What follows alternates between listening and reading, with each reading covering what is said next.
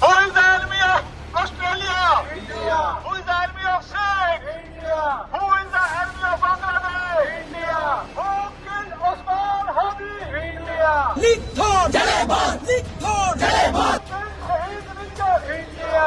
Kill Mawlid? Bangladesh. आपने ये visuals देख supporters of non existent Khalistan नारे लगा रहे हैं कि बांग्लादेश स्टूडेंट लीडर ओस्मान हादी के असैसिनेशन के पीछे भारत का हाथ है और ये लोग इस असैसिनेशन को प्रो खालिस्तान टेररिस्ट हरदीप सिंह निज्जर की हत्या के साथ जोड़ रहे हैं।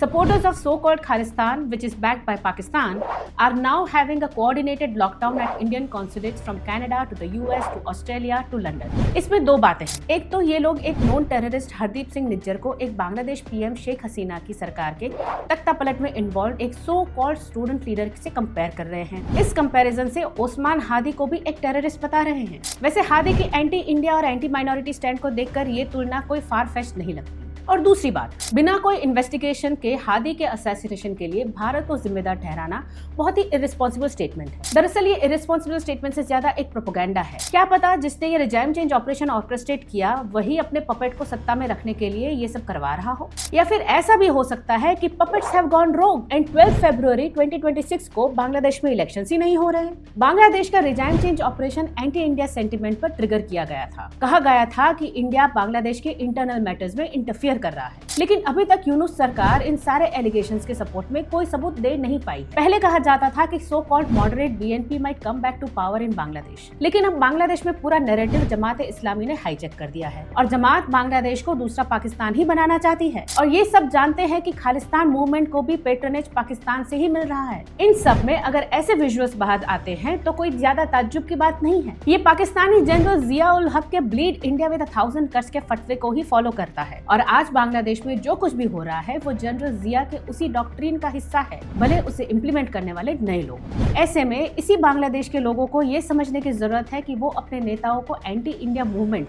चलाने का काम कहां तक करने देंगे। इस रीजन की जियोपॉलिटिक्स आने वाले समय में क्या होगी, इसकी जिम्मेदारी पूरी तरह से बांग्लादेश का कंट्रोल करने वालों पर है।